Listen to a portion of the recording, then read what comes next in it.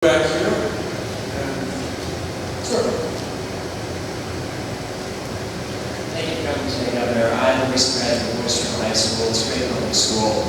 I'm proud to be a graduate. However, one thing I noticed during my time there was an extreme bias in some of the departments, a liberal bias. And the most common opinion I think that was held if students moving out of the high school was a very negative view of America, which I personally found to be very sad. As you said today, America is the greatest nation in the world, but we aren't acting. I'm glad you brought that up.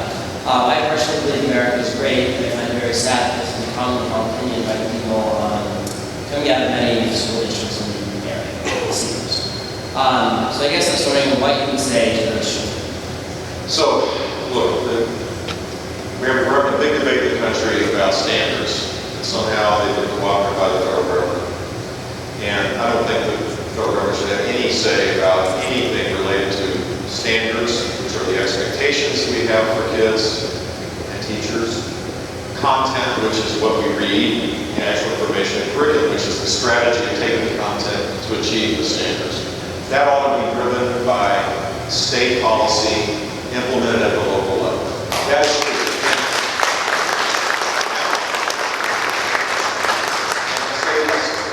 Expect, because I'm for higher standards. I say this pretty regularly just to confirm, make sure people know this. And it's what I believe, and if I'm president, I would sign an executive order to make it an ironclad certainty that that was the case. I hope the Congress, and the reauthorization of the K-12 law will do that. But here's the problem.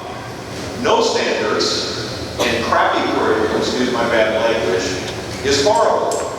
And the stuff that, I mean, I mentored a kid every Wednesday morning, 8th grade kid, during my 8 years as governor. I was all in on the education thing, trust me, I mean, all in.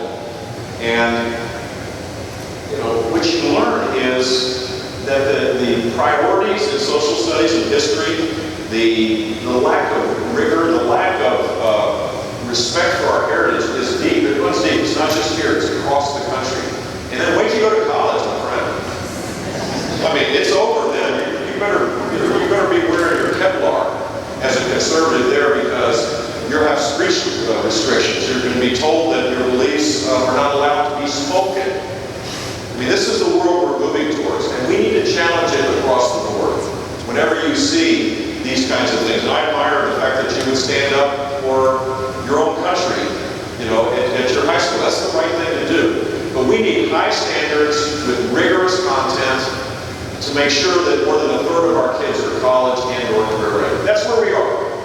We spend more per student than any country in the world, most of which is local and state funded. Federal government pays a tiny part of this. And other than 2 or 3, like Belgium, I think, and a couple other rounding errors in terms of their size, we spend that much money, more than any other place, and about a third of our kids are truly college and/or career ready, which means they can actually go to college and start taking college level work. Now, we're either going to dumb down college so that we match it, or we're going to raise our expectations for high school kids. And here's what I know to be true. Children aren't stupid. They're not dumb. But if we dumb down everything, they'll achieve what we expect of them. And so we need to not just deal with the politically correct side of this, but we need to bring rigor back in math and English and science and history. It needs to be significantly higher. And in Florida, we did that. We put pressure on the system. We eliminated tenure for new teachers. We had the most ambitious school choice program. That's where my other tire mark came in, by the way. I'll tell you a quick story. This relates to 3rd grade.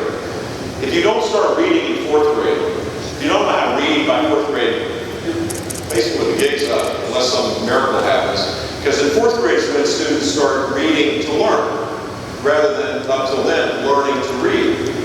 So if you're functionally illiterate by the end of 3rd grade, there should be a warranty where your parent could call, you know, hey, I want my money back here. I'm a taxpayer. I paid 4 years, kindergarten, 1st, 2nd, 3rd grade, and my kid is functionally illiterate. That's not how it works. The way it works now is you blame the family. You blame the life circumstance of the kid. And we pass the kid on. We socially promote the kid. Who's fooling who? How do we expect to deal with the great divide in our country if children can't read by the 4th grade? So in Florida, we eliminated social promotion in 3rd grade. We were the first state to do this. And 33% of the kids in 3rd grade, had there been no change, a third would have been held back. It was my re-election year. I mean, it was kind of a gutsy thing to do, to be honest with you. We cut that in half. We still had 15% of all 3rd graders held back. But we have to start changing things and have the courage to say that this is important, that this kid has value, this kid matters. A kid of color matters, a kid in poverty matters, a Hispanic kid matters. These children matter because they're either going to be productive citizens, where they're going to be part of the American dream and allow all of us to be successful as well, or they're going to be a huge drain. You pick which one you want. So I'm standing my ground as it relates to high standards, real accountability, school choice, and I see what happens when you don't have it. It happens like Ferguson in Baltimore, where kids have no hope and no belief in the system all around them. And I see what happens when you challenge it the other way, where kids like Denisha Merriweather, a girl that was held back 2 years in 3rd grade, held back twice, was the first kid that got to go to a private school because of the corporate tech scholarship program I set up at a lower price, lower cost than the public school. But she got a quality education. She was the first in her family, immediate family, to graduate from high school, and the first in her family to graduate from college. Which America do you want? I want that one.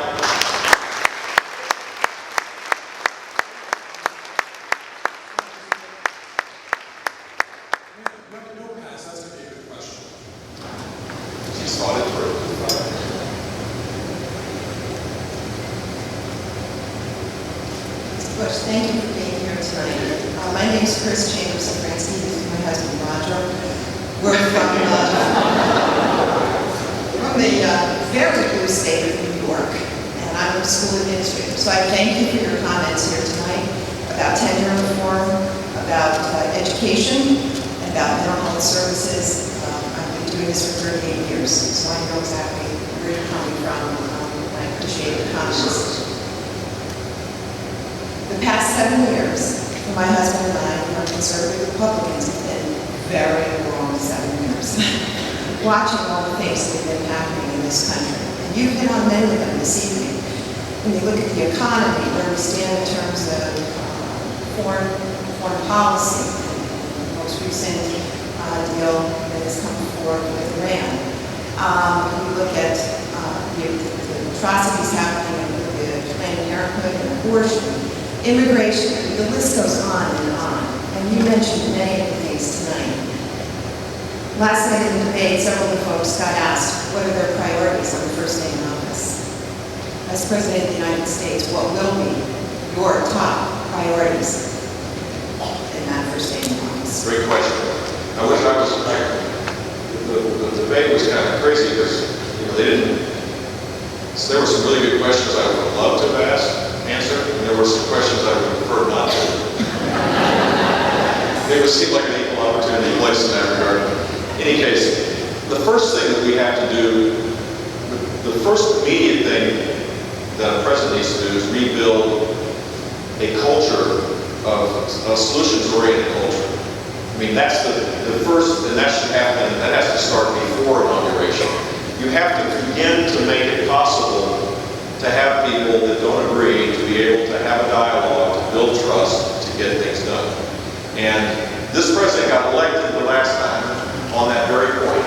He didn't get elected by saying, vote for me, I'm going to be the most divisive, left-wing president in American history. He didn't get elected that way. He got elected, as you recall, by saying there are no blue states, there are no red states, there's only United States. Soaring eloquence about bringing us together. And he did the exact opposite.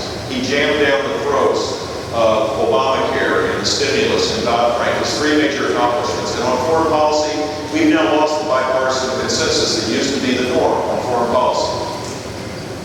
And this has to change. This country will not function unless we rebuild the traditional way of solving problems. So that's the long-term strategy. As it relates to the particular things, I'll give you a few.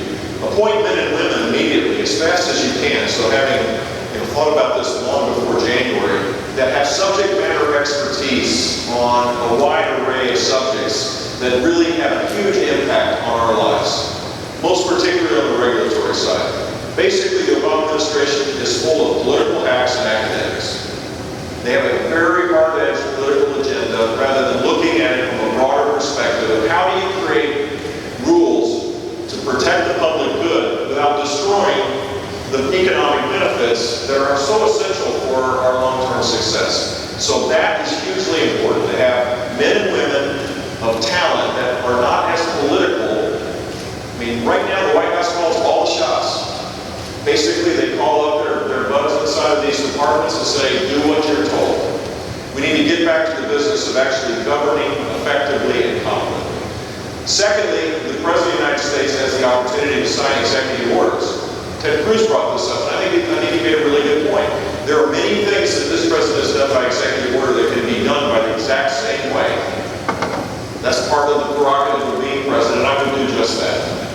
Some of these will be ruled unconstitutional by the time the next president gets there, but there's a lot of things that can be done there. Thirdly, we need to re-engage with the rest of the world, where we rebuild trust there too. I mean, it's hard to imagine.